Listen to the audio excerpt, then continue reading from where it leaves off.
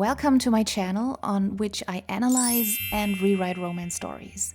And before you click away or give this a thumbs down, dear fan of Heated Rivalry, hear me out. This analysis comes from a place of love. I made a whole video about the fact that Heated Rivalry's first 2 episodes are almost perfect romance writing. At the end of episode 2, I was smitten. I was ride or die for these characters. So I get it. If you love the Ilya and Shane of episode 4 to 6, I'm not gonna tell you otherwise. What's your favorite city to play in? I like Ottawa, because it's my hometown. Toronto, Winnipeg, I'm happy they have a team again. If this Shane and this Ilya are exactly the ones you wanted, in fact, I envy you. You live in the best of timelines. I want only one thing from you in this video. That is for you to give me a chance to introduce you to another Ilya and another Shane. The Ilya and the Shane that we would have gotten if the writers had just trusted the story they so expertly set up in episode 1 and 2 enough to follow through with it to the end. So allow me to make you, hopefully, fall in love not only with your Shane and your Ilya, the ones that do exist, but also my Ilya and my Shane, the ones that could have been.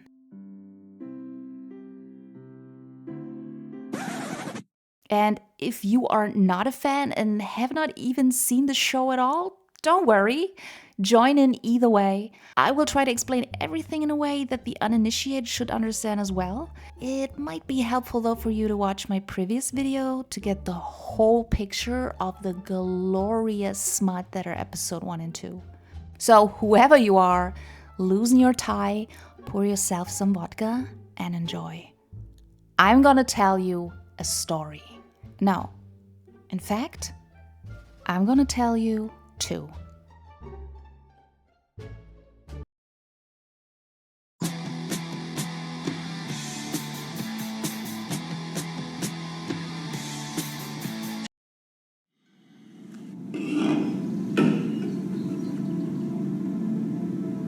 You like tuna melt? You want to make me a tuna melt? I hate the tuna melt scene.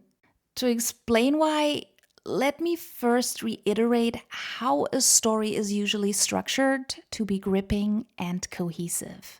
A conflict, a problem, a threat is introduced in Act 1.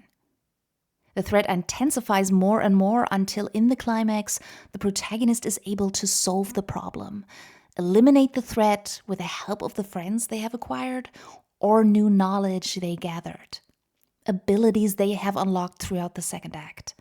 And as I said in my first video, Heated Rivalry's introduction of its conflict was masterfully done. We have 2 main leads who have very different personalities. One arrogant and guarded, the other sensitive and shy. By pure happenstance, they begin an affair. Illicitly. They're both in the closet because up to this point, there are no openly gay professional hockey players with a functioning career. Plus, for Shane is one of the few biracial players in the industry, and for Ilya, a Russian citizen, being outed would be especially devastating. Dangerous even. But not only that. Pretty early on we realized that Ilya's not only under pressure from his country, but also from his family. He is basically their doormat. Тебе не стыдно? Не стыдно, отец. Но не настолько. His father constantly putting him down and his brother using him as a meal ticket. $1000? Да, 20 000 баксов. And eventually, this affects his relationship with Shane. From the beginning, Ilya is portrayed as being the one in control. Of himself, but also of Shane. He loves to taunt Shane, he loves to tell Shane what to do, and is constantly amused about how easy it is to make Shane hopelessly flustered. It was fun. Are you serious? And while this comes off as charming at the start of their affair, You think I'm an asshole? I know you're an asshole. When Ilya begins to lose tournaments and becomes increasingly overwhelmed by his brother's demands, Для чего на этот раз? Чтоб трахнуть тебя. this pattern of behavior gets a darker and darker edge to it. When at the end of episode 2 we only saw him screaming at Shane, Not everything is about you, Hollander! only to then pull him in for a kiss when he was in a bad mood, at the end of episode 2 he crosses a line. Frustrated with himself and his inability to stand up to his father and brother, he actively and deliberately toys with Shane and asks things from him that visibly make Shane uncomfortable. Good. Now get on the bed. Touch yourself. What? Only to almost throw Shane out of the bed afterwards. I need to sleep. Goodbye, Hollander. Nasty and wonderful, because as a viewer, you begin to ask yourself, wait a minute, should I even like this guy? Is the relationship that I came to root for actually harmful? Dangerous?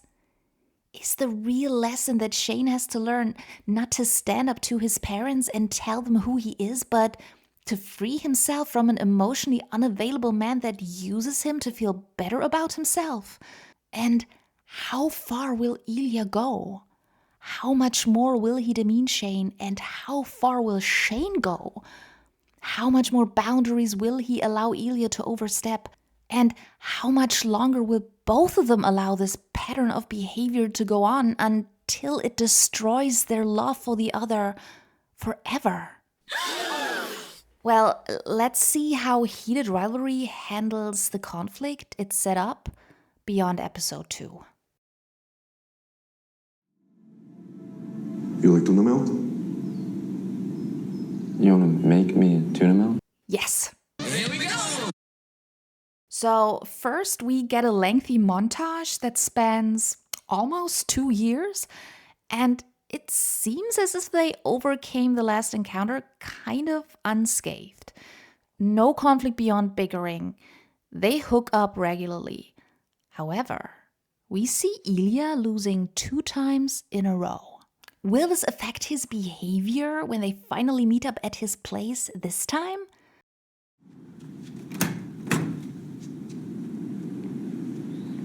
You think we need to talk?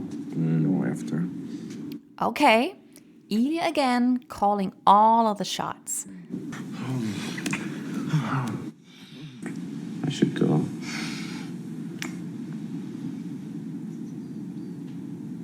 Or you could stay. Oh, okay.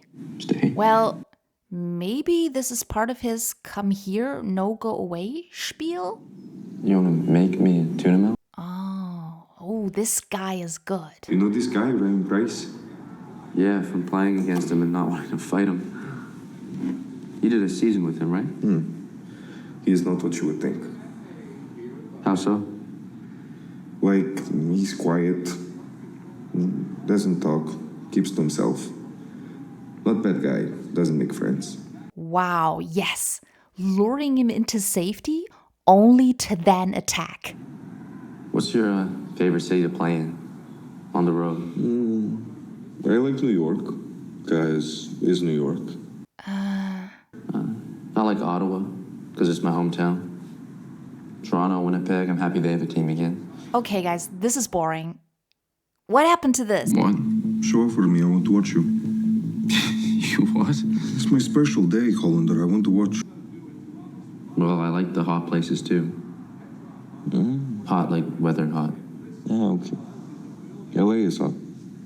Hot women. Yeah, sure, I mean, there are hot women everywhere. Oh, now we're talking. Здравствуй, папа. Great, it's Dad. And he talks with his brother? Где ты?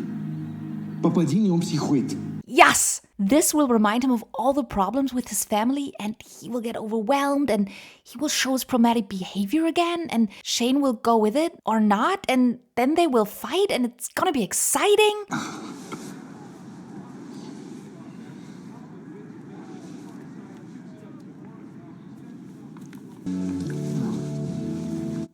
What? Fuck. Shane.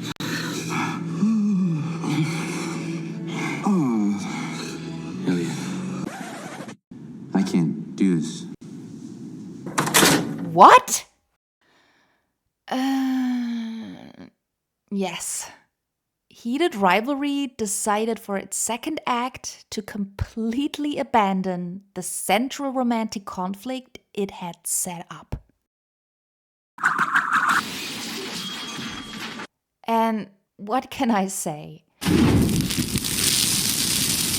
This is as if after the gremlins had hatched and begin to destroy Kingston Falls, Gizmo, Billy Peltzer, and Phoebe Cates would suddenly find a map to the Holy Grail and leave town to fight Nazis in the desert.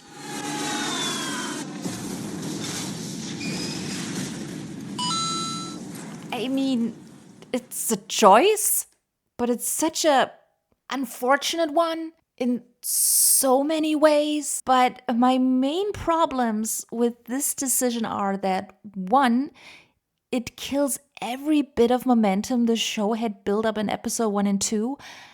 And secondly, it completely defangs Ilya as a character. I hate it! Now, let's examine this more closely. Because you could say, girl, shut up. We don't need this conflict. We have plenty of other conflicts in the last 3 episodes, and you would be right. Yeah, let's see what we got instead.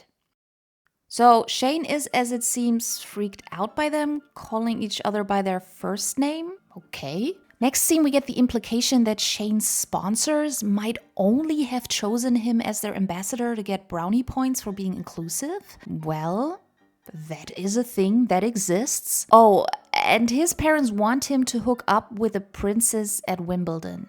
But then, homebody Shane leaves the house for whatever reason and ends up in a relationship with a woman, actress Rose, which makes Ilya jealous. So much so that when they run into each other in a club, Ilya grinds a random woman to get back at Shane. Next episode, Ilya is still jealous, but Rose smells a rat and Shane confesses that he's secretly gay. I kind of prefer being the hole rather than the peg. She's super fine with it. They're best friends now. Shane confesses that for him, Ilya's more than a hookup. Ilya insists that they can never be more than clandestine fuck buddies. Because Russia! Then cries about his dying father in Shane's arms. Ilya's dad dies. At the funeral in Russia, he finally tells his brother to stop pestering him for money. Then, oh no, Shane gets injured. No, he's fine. He asks Ilya to stay at his cottage over the summer, but Ilya's too afraid. Because Russia! But then, a professional hockey player we will not discuss suddenly comes out as gay publicly. So... I'm coming to the cottage. But oh no... It's fine. Oh, and then the season ends. Well, I don't know if it has already come across from my summary what problem number 1 with Heated Rivalry's approach towards conflict is, but let's have a neat little graph, shall we? This is what you want as a story for it to be coherent and gripping. And this is what Heated Rivalry does, which makes these episodes drag. Because, of course, since we have to introduce a new problem every 20 minutes, this feels like an endless string of first acts. Especially because the moment the problem is introduced, within 10 minutes, it is dealt with. Like, Rose is a source of conflict for not even a whole episode. 20 minutes later.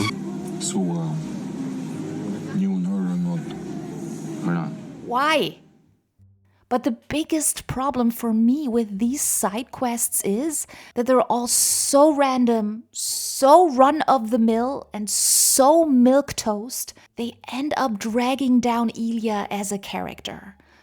As I said in my first video on Heated Rivalry, the conflict is there to force the protagonist to either become a better version of themselves by attacking the flaw, or to reveal the strength they had in themselves the whole time.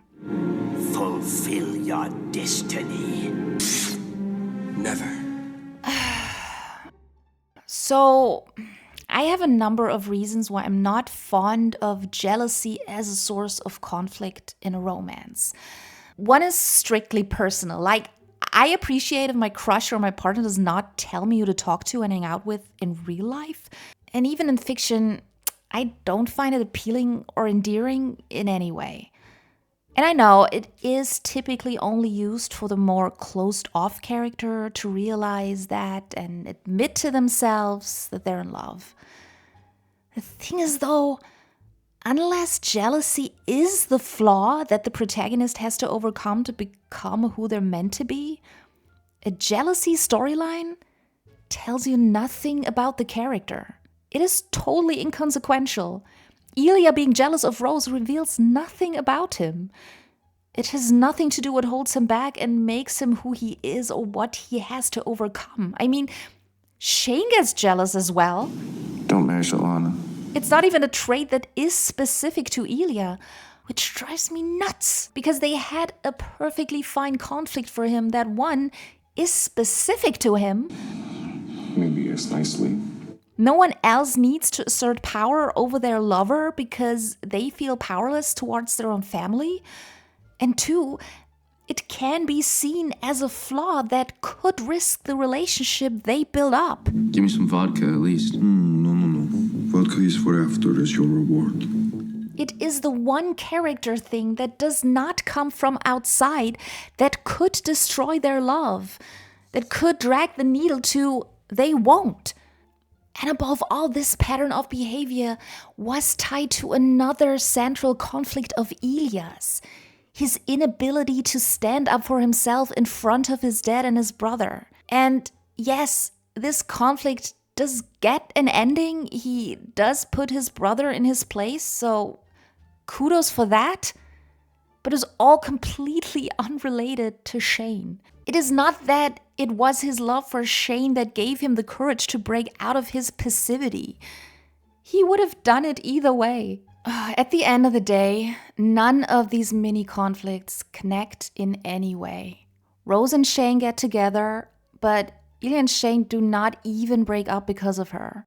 And she does not help Shane to finally find the courage to confess his love for Ilya, nor does his love for Ilya make him decide to come out to his parents. No. They're just caught red-handed because I left my charger at your place, and it's the old one that fits into my phone, and all the other chargers we have are newer, so... It's okay, Dad. Because of course, why allow your protagonist to decide to finally overcome his demons because he's grown when you can employ coincidence in your big climactic moment and thus give him no choice at all? And even Ilya coming to the cottage and doing the next step was due to some random dude we're not gonna talk about coming out publicly. This feels like a variety show, a collection of short stories or vignettes, not an epic, compact story with love at the heart. Which is a shame because the writers had everything on their hands. A deliciously dangerous, beautifully flawed romantic hero whose transformation through the power of love would have been able to connect all of the conflicts and solve them in one wonderful, cathartic third act explosion if they had just stuck to it to the end.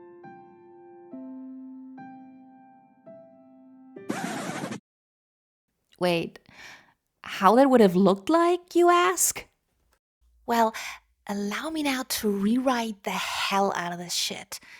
To prove that the heated rivalry and the Ilya we got were, even if you like them, actually the lamest versions of themselves.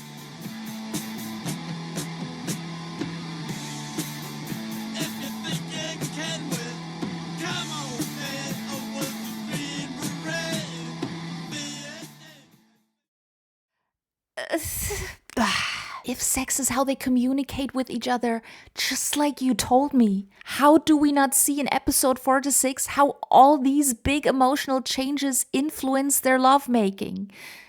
This is just baffling to me. Yeah, let's go through them one by one to show you the whole extent of this show's complete romantic and narrative fall from grace. Episode 4. The first montage could refer to the tense character-defining encounter they had had. It didn't. It's just snippets to show that time passes and that they still bone. It's fine. Tuna melt! Nothing happens in the first NC scene. No build-up, no talking, no conflict, no back and forth. It's just, look, they have sex. Then, hard cut to this. Ilya's going to ask Shane to stay the night. I don't know why this conversation could not have organically evolved out of the sex scene, but I guess someone thought that a cool backside shot was more important than an emotional arc. Second tuna melt scene. After them having bonded over... What's your favorite city to play in? They call each other by their first name. Fuck. Shane.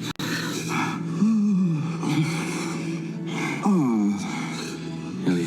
Which is an escalation. I'll give him that. As I said, Rose and Shane is off screen, so...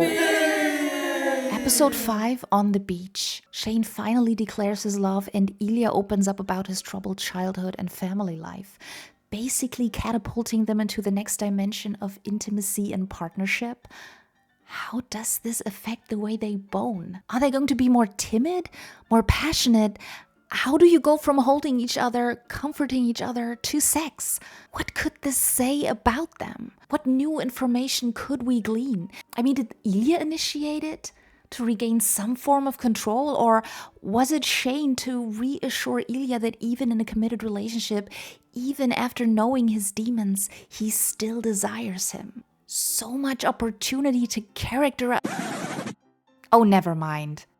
Oh no, you dirty little sucker for erotic character development. We have shown you enough. Literally, this is what it feels like.